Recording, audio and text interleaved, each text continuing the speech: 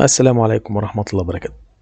اتكلمنا في حلقة سابقة على أداة من أدوات الذكاء الاصطناعي اللي هي كتابة بالصوت من خلال جوجل.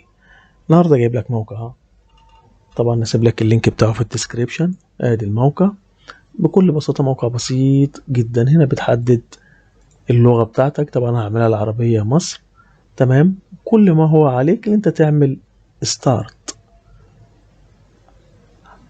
تعال نجرب. بسم الله الرحمن الرحيم، الصلاة والسلام على أفضل الخلق سيدنا محمد عليه أفضل الصلاة والسلام.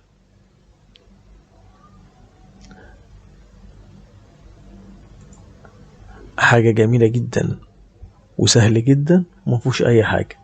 ممكن تاخد الكلام كوبي وتنيله في أي حتة.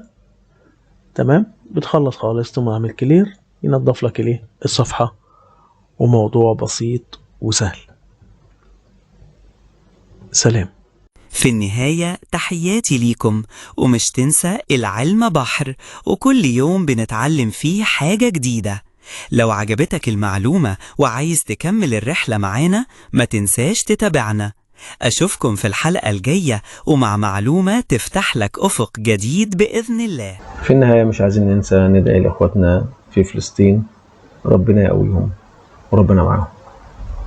سلام، بالتوفيق.